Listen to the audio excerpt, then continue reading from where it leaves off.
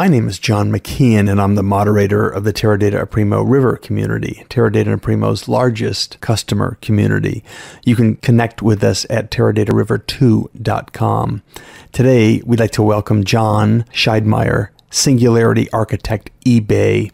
Of course, everybody knows eBay is the multinational internet consumer-to-consumer company, online auctions and shopping website. Their revenue is about $12 billion. A lot of dollars, a lot of data. Welcome to the river, John. Thank you, John. It's good to be here. John will be presenting at this year's Partners Conference on duplicate detection of semi-structured location data at eBay, a big challenge and issue. And I think they've had some great techniques to get around it. John, first, let's talk about the issue of duplicate data. Why is it such a big challenge at eBay?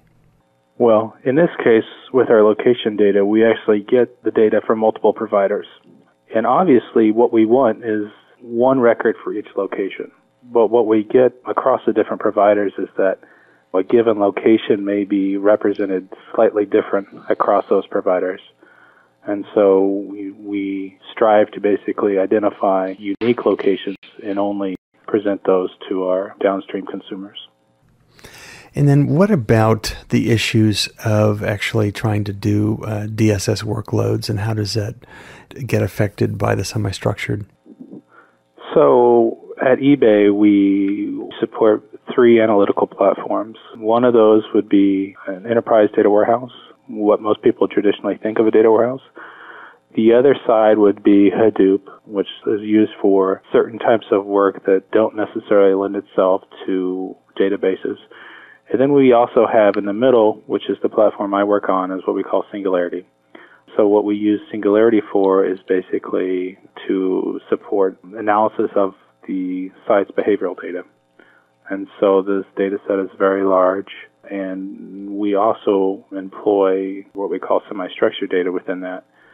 And so the combination of the volume and the semi-structured and the behavioral data is kind of a unique workload that's not necessarily the same as what our typical data warehouse transactional DSS support is doing. John, you're talking about 3 trillion rows. How does that impact dealing with very structured, semi-structured, and unstructured data?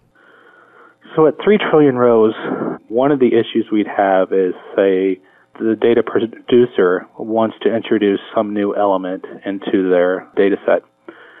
What a typical setup might do was say, okay, well, we'll add a column to this table, rebuild the table, and then accommodate this new data field that way. At 3 trillion rows, that exercise is not feasible. And so in that case, that's where we rely on our semi-structured data so that the consumer is basically free to augment or modify the underlying data as they choose, while on the platform side, we can readily accommodate the changes they make. And this is equally efficient across the Hadoop cluster as well as the Teradata warehouse? In this case, the behavioral data is actually on both systems. And what typically determines which platform is used for behavioral data analysis is largely based on the analyst. Some analysts are more comfortable with more of the programming construct, in which case they're inclined to use Hadoop. Other analysts are more experienced in the SQL realm, and therefore the Singularity platform is better suited for their needs. Additionally, the Teradata database is pretty much optimized for joining, for aggregating data. And so from a user experience, there is a noticeable difference in terms of analytic experience between Singularity and Hadoop. But on the other side is there's certain functionality, obviously, that is better suited for a non-relational view, in which case Hadoop provides that functionality. And what about loading and processing data stores in JSON format? So for this location data, how we receive it is in JSON. In my presentation, I'll step through some of the details or techniques we actually do to load that data and then basically make it usable within the database. Some of those discussions basically are around how do you load big data in general on a Teradata system. And the others are more around just the techniques of how eBay basically implements our semi-structured data organization within Teradata.